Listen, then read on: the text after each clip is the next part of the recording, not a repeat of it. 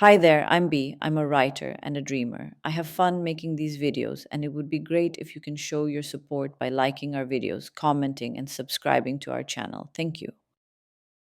The Threx Dominion was not built on conquest. It was built on correction. To the Threx, emotion was entropy. Sentiment was rot. The galaxy's natural tendency toward chaos had to be pruned, trimmed down to the most efficient, stable state. For 3,000 years, they had done just that, sterilizing art, decommissioning irrational species, and replacing folklore with instructional manuals. So when they discovered Earth, their scientists expected another minor cultural purge. A few memory resets, a few containment fields, perhaps some re-education. Instead, they found us, and we were a problem. In Dominion intelligence logs, Earth was labeled a Class 7 anomaly, primitive, high in emotional frequency, likely unstable. That would have been fine if not for the weird signal patterns. Our dreams, our stories, the irrational gravitational warping near certain broadcast towers, the mathematical resonance of our fiction. Worse, we didn't just tell stories. We believed them. When the Dominion's first diplomat ship, the Taith Nexus, entered low orbit above Indonesia, it suffered what was later classified as a spiritual interference collapse. Its quantum drive flickered. Biosync modules desynced. The ship's logic cores rebooted in panic. They had no idea why. From inside the ship, sensors picked up hundreds of small infrared anomalies, glowing points in the rainforest. Not heat signatures, not weapons. People, sitting, cross-legged, meditating. General Zovax of the 7th Emotionless Legion barked a command in his modulated tone. Evacuate the planet of thought noise. Purge sentiment. Begin cultural reset. The invasion began. And 37 minutes later, it began to fail. The 7th Legion landed in North America, outside a dusty desert region once used for filming movies. Their boots hit sand. They marched in perfect triformation. They chanted their synchrony codes to maintain emotional neutrality. Standard Dominion procedure. Then came the locals. Not soldiers. Not politicians. Kids. Teens. Adults. Some wore cloaks. Others carried glowing tubes strapped to their backs. A few had literal cardboard helmets painted silver and blue. All of them were smiling. One stepped forward. Young. Pale. Freckles. He held what looked like a lightsaber hilt. A replica toy. But hummed. Not like plastic. Not like electronics. It purred like something alive. He ignited it. Blue plasma extended in a perfect curve. Zovac sneered. You mock your saviors with toys. The boy grinned. Nah, we just remembered what you forgot. He twirled the blade in a calm, almost lazy arc, and the air shimmered behind him. 5 others stepped forward. Then 20. Then hundreds. They weren't an army. They were fans. But they weren't pretending. Across Earth, similar scenes played out. In Cairo, monks in beige robes sat atop sandblasted rooftops, chanting lines from The Empire Strikes Back as Dominion drones tried and failed to scan them. In Osaka, a woman in a hoodie stood in front of a Dominion tank and whispered, "There is no chaos. There is harmony." The tank's AI spontaneously rebooted. In Sao Paulo, a street gang modified their hoverbikes into speeder replicas and crashed them straight through a Dominion walker's leg joints while blasting Duel of the Fates. None of it made sense. And that was the problem. The Threx Dominion understood physics, strategy, cold calculations. They did not understand why a group of robed teenagers with homemade gadgets could deflect pulse rounds using shields calibrated by meditation. They did not understand why their language injection drones failed to translate the word force. They did not understand why millions of humans in perfect global synchronization whispered a single phrase into the air. The force will be with us, always. And somewhere in orbit, a Dominion cruiser's hull buckled, not from weapons, but from waveform interference. A ripple of belief-induced mass variance. What they had labeled chaotic spiritual interference was no longer just noise. It was signal. Back on the ground, General Zovax ordered a full-scale correction. Orbital strike authorized. Emotion nullifiers deployed. The sky above New Mexico began to glow. A boy in a Church of Skywalker robe looked up at the looming shadow of the incoming blast. He didn't flinch. He simply raised a small, spherical device. It pulsed once softly. The blast vanished. The Dominion feed stuttered. So did their logic cores. Later, that recording would become viral footage known across liberated space as the moment the Force returned. The Dominion called it Incident ZK-01, cognitive collapse. We called it Tuesday. You see, while the Dominion erased mythologies and crushed rituals, Earth never stopped dreaming. We made religion out of cinema. We made code out of philosophy. We turned fictional archetypes into behavioral frameworks and used memes as scaffolding for belief-enhanced tech. We played Jedi until one day, the rules started bending back. Not magic, just human imagination, scaled and stabilized into something repeatable. And repeat it we did. The Church of Skywalker wasn't a joke anymore. It had temples, labs, engineers, emotional scientists, neurosynaptic weaponsmiths, choirs of believers meditating to the hum of plasma forks. Their motto?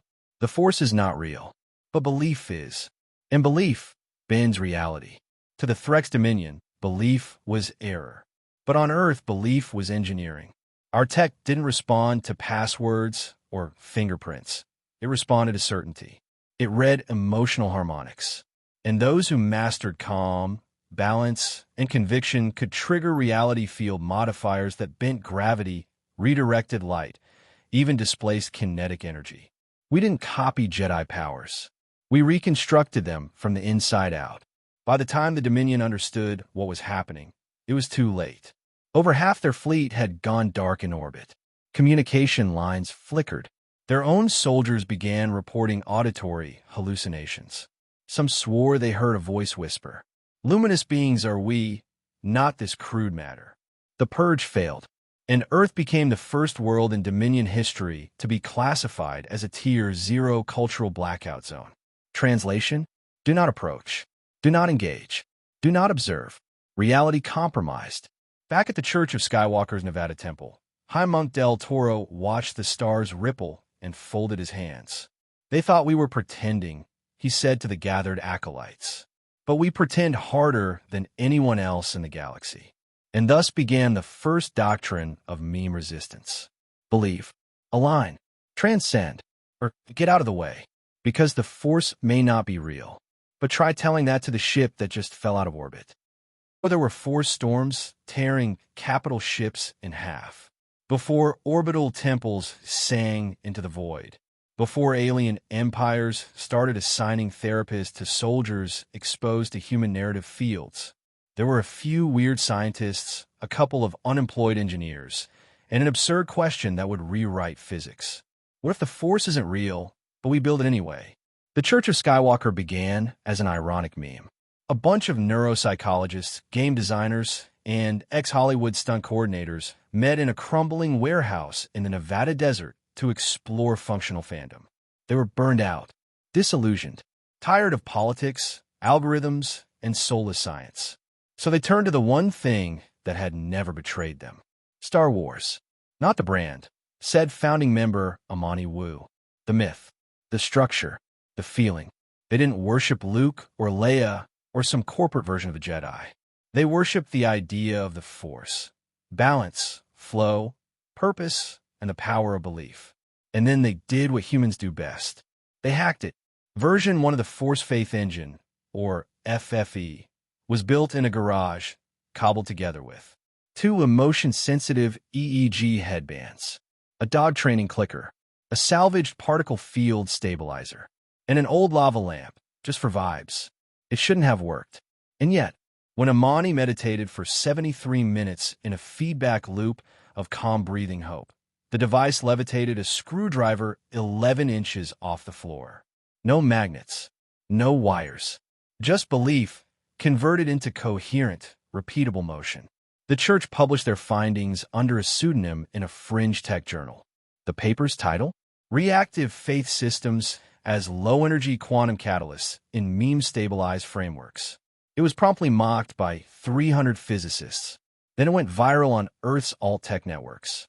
Then someone made a YouTube video. Then someone else built their own force faith engine at home and got it to pulse in response to meditation.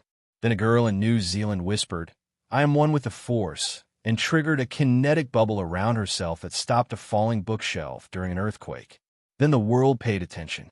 Within 6 months, FFEs were everywhere. Bootleg kits, black market upgrades, and pirated emotion code libraries circulating across encrypted forums. The Church of Skywalker issued a statement. "We are not here to sell miracles. We are here to prove that belief is infrastructure. If you feel it, you can build it." Their second prototype looked less like a lava lamp and more like a neural reactor. It didn't just respond to emotion. It amplified it. FFE development teams learned something astonishing. Emotion had structure. Joy wasn't just a warm feeling. It had a frequency. Calm could be stabilized. Grief could be transformed. Anger could power shields.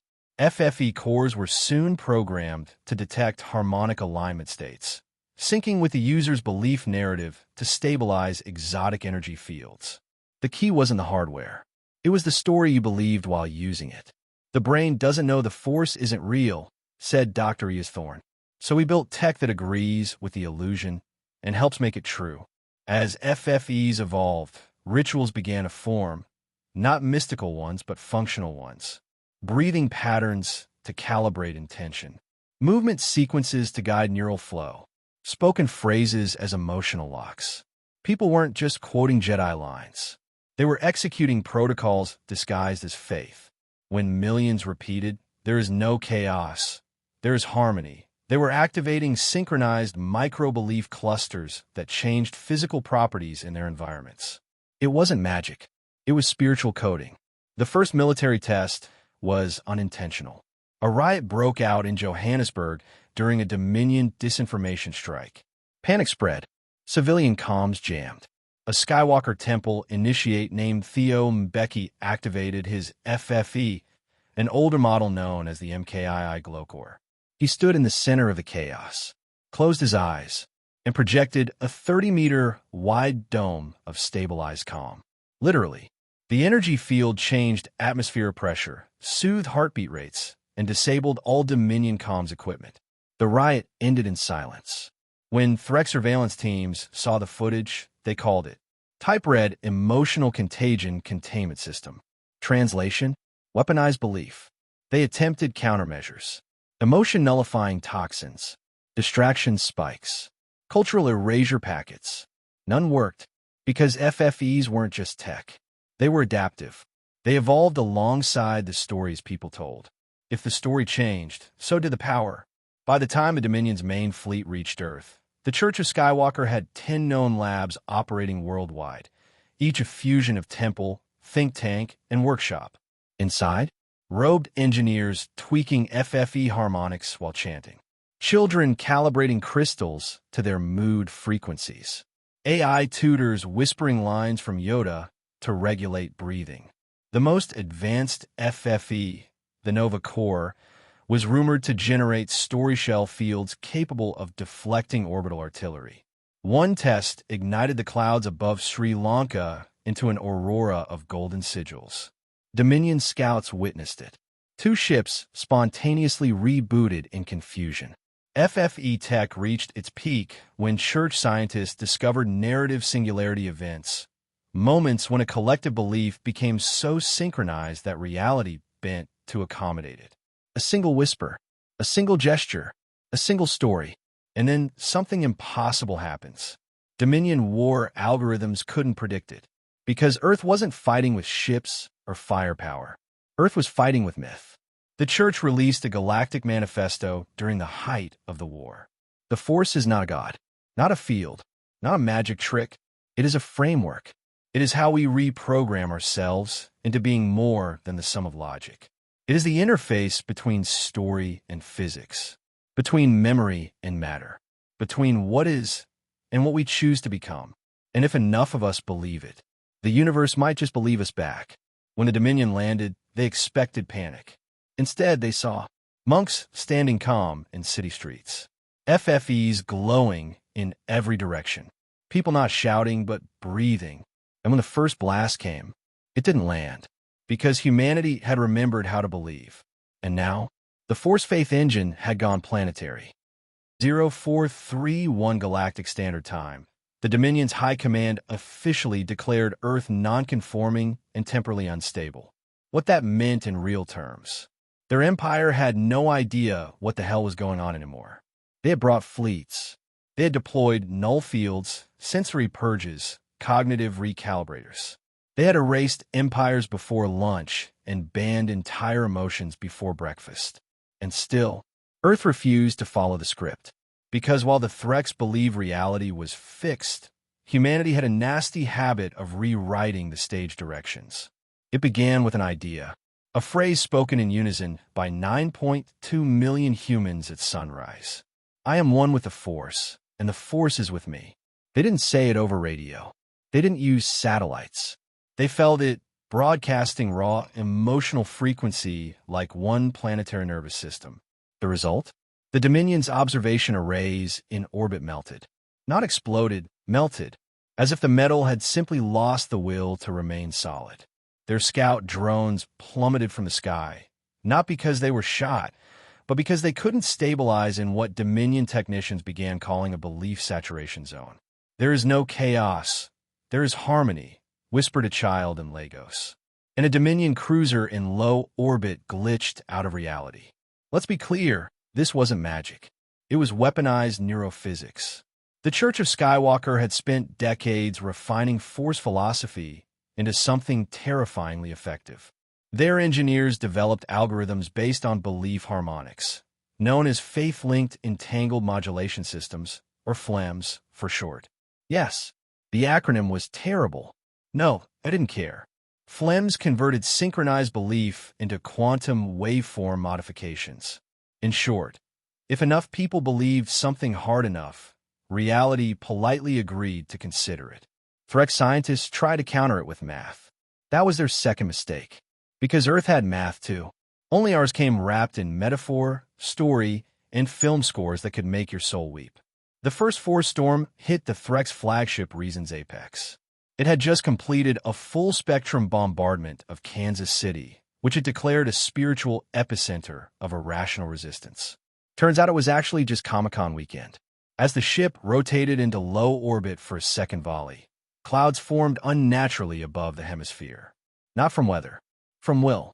The Church of Skywalker had activated a global meditation relay, tuning millions of humans into a shared emotional state. Calm, focused, balanced. Suddenly, atmospheric ions shifted. The sky cracked with blue lightning, but only above Threx ships. Not thunder, not electromagnetic interference. The ships began reporting narrative leakage. Their instruments were receiving story fragments. Quotes. Scenes. I got a bad feeling about this, chirped through Dominion comms. And then the Reason's apex cracked in half, clean and silent, like a toy cut by an invisible blade. The Dominion couldn't take it anymore. The Church of Skywalker was labeled a Class Z heretical cult. Every known member, every temple, every sympathizer was ordered exterminated on sight. That was their third mistake. Because the Church didn't fight back. The idea did. Across the stars, Dominion soldiers began hallucinating.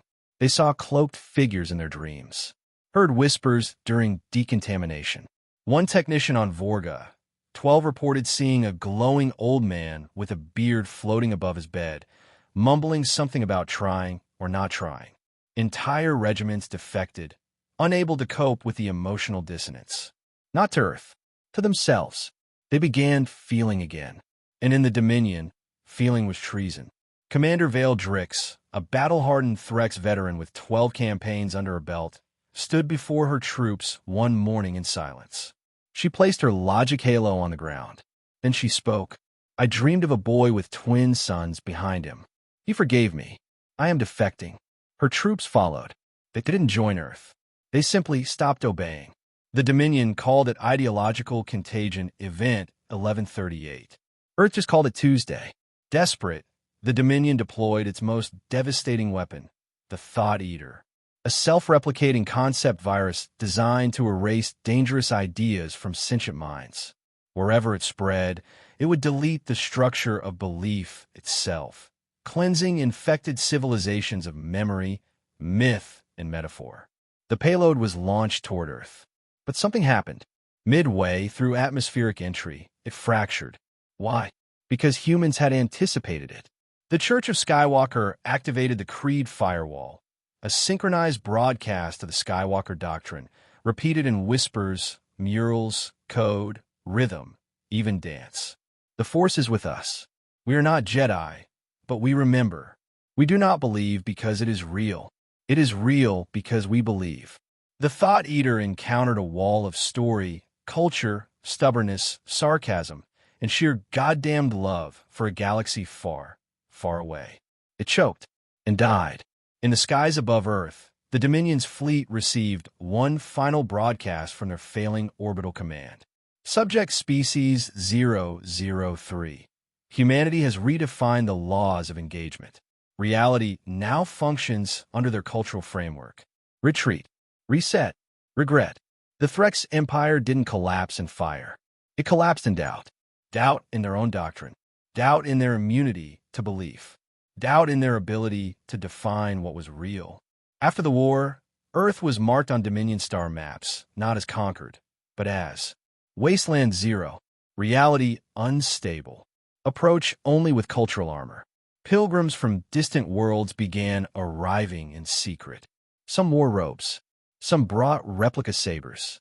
None were laughing anymore. In the Nevada temple, High Monk Del Toro recorded a message for the stars. They tried to silence us with science. We replied with story. They brought doctrine. We brought myth. They brought machines. We brought movies. The Force isn't real, he smiled. But try telling that to the empire we just unmade. War was over. The Threx Dominion had retreated, humiliated and trembling, leaving behind only scattered debris fields, shattered logic beacons, and the occasional Dominion officer quietly applying for asylum under the pseudonym Ben Kendo. But Earth was not celebrating. Not yet, because something else had begun. Something deeper than vengeance. More lasting than resistance. Reconstruction, not of cities, not of armies, but of belief. You have to understand, the Church of Skywalker was never about faith in the supernatural. It was a design philosophy, a mimetic operating system, a creative framework disguised as religious satire disguised as interstellar war doctrine. And now, in the wake of the failed invasion, it was evolving again. Gone were the days of plastic sabers and movie quotes whispered in basements. In their place rose the Force engineers, a new class of warrior monk scientists who treated emotional regulation, harmonic resonance, and quantum feedback like sacred code.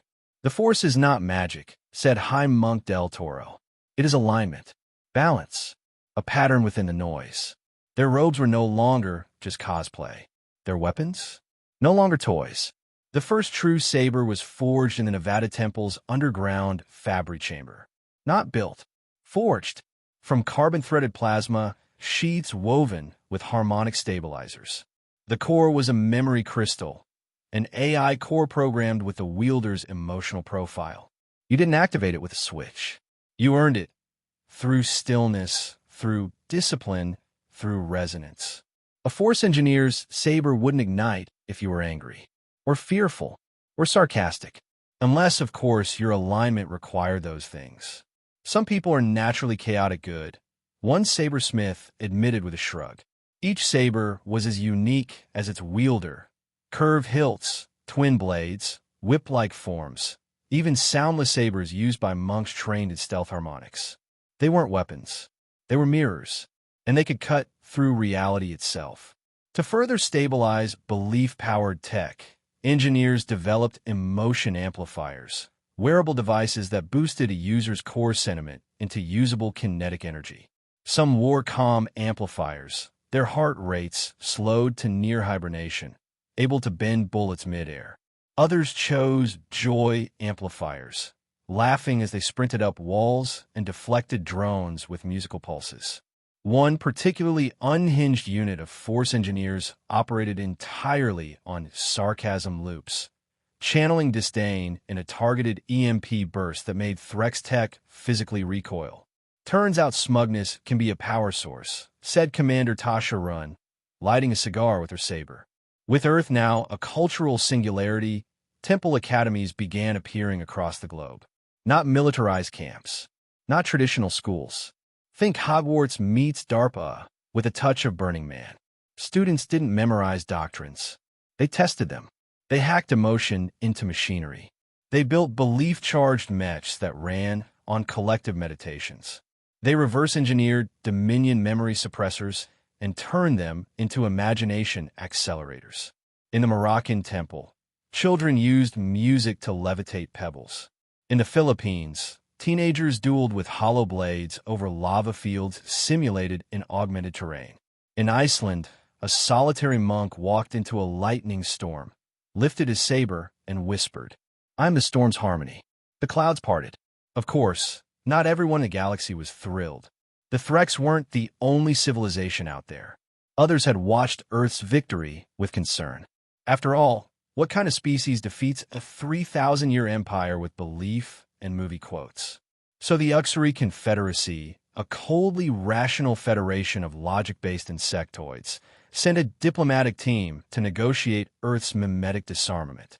They arrived over Geneva in a crystalline ship, bristling with shields.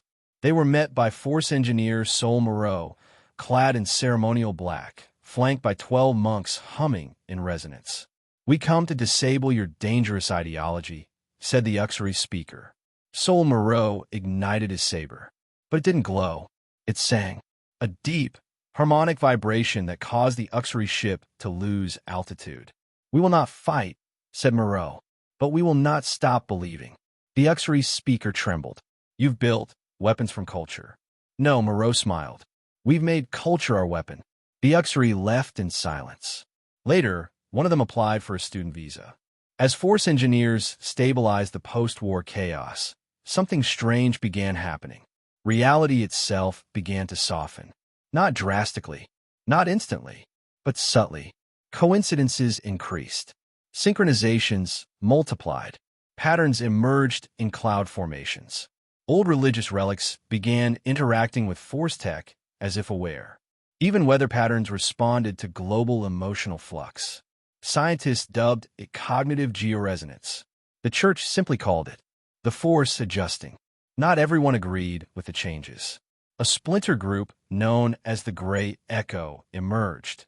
Former engineers who believed the Force was being overstructured turned into dogma. They advocated unaligned forcecraft, chaotic improvisation, meme mutation, and instinctual use of belief tech. They clashed, non-lethally, with Temple loyalists in a series of viral duels uploaded to the galactic net under the tag #SaberWars. Each duel was judged not by victory, but by resonance quality. One such duel was so emotionally pure, a nearby mountain range reshaped into the likeness of the combatant silhouettes. Earth geologists just gave up trying to explain it. Rumors spread that the Threks were reorganizing, but this time quietly, not to retaliate, but to learn.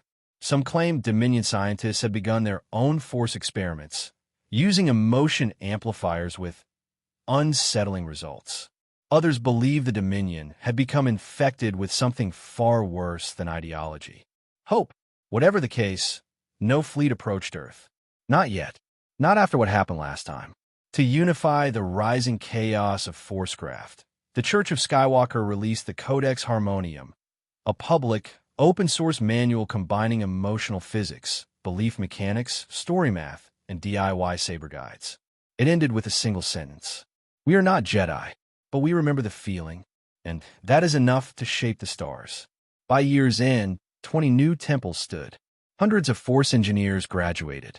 Thousands more applied. Some joined peacekeeping. Some joined exploration. Some just wanted to feel connected again. In an orbit above Earth, a new station spun slowly into being. Skywatch, a research temple space beacon broadcasting hope, memory, and creativity across the stars. At its center stood a statue, cloaked calm, empty-handed. Because the greatest Force is not the weapon you hold. It's the story you believe in. War was over. But the story? The story was just beginning. Across the galaxy, the collapse of the Threx Dominion sent shockwaves through every known civilization. Not because of the scale of their defeat, but because of how it happened. Earth hadn't used a planet cracker, or nanite swarms, or forbidden neutron sorcery. They had used hope and memes. Holovids of human monks waving lightsaber analogues while redirecting Dominion plasma blasts with open palms were now required study in the academies of 12 alien empires. The phrase "use the Force" was banned on 73 planets. On 18 others, it became law. For millennia, the galaxy had ranked species based on technological power, territorial reach, and evolutionary complexity. Humans broke the scale. They introduced a fourth axis, narrative virality. You couldn't fight humans anymore, not directly. Because if you attacked them and lost, your children would be quoting Earth movies within a generation. One Uxury sociologist called it cultural black hole theory. Once you're pulled into humanity's orbit, you don't come back the same. Following the collapse of the Threx Dominion, Earth declared itself under mimetic quarantine. No unauthorized diplomatic missions. No cultural extractions. No reality tampering. Why? Because the planet itself had begun to change. The skies over Peru sang at dawn. The aurora borealis whispered phrases in extinct Earth languages. Children dreamed of events that hadn't happened. Yet, the Church of Skywalker called it resonant awakening. The rest of the galaxy just called it terrifying. Orbiting the Earth now was Skywatch Station, a halo-shaped construct built from salvaged Dominion tech and belief-fueled design. It wasn't just a temple. It was a transmitter. Skywatch pulsed emotional frequencies across parsecs, spreading peace, creativity, and stories. Ships that passed too close reported vivid hallucinations. Not painful ones, beautiful ones. Dreams of old Earth cities. Voices of mentors never met. Scenes from movies no one remembered making. Skywatch wasn't broadcasting orders. It was broadcasting inspiration. Within a standard cycle of Earth's victory, something astonishing happened. The age of cold reason ended. Across the galaxy, art returned. Aliens painted again. They danced. They cried during concerts and argued about the endings of Earth films. A fleet of Kree historians formed a movement known as the Archivists of the Force Forgotten, dedicated to tracing how many ancient civilizations also once believed in something like the Force. The answer? Too many. It had been there all along. Humanity didn't invent the Force. They just remembered it first. As Earth's influence spread, the Church of Skywalker evolved. It splintered, not through conflict, but growth. Some temples focused on techno-faith crafting, building devices powered by emotion and intent. Others pursued narrative alchemy, blending old myths into new forms of predictive logic. The Gray Echo returned, rebranded as the Ashla Collective, advocating unstructured, raw belief resonance, artistic, chaotic, effective. And at the center of it all, High Monk Del Toro simply nodded. The Force was never meant to be held, he said. It was meant to be shared. Alien initiates arrived in droves. Not just outcasts, not just refugees, but leaders, nobles, scientists, dissident poets.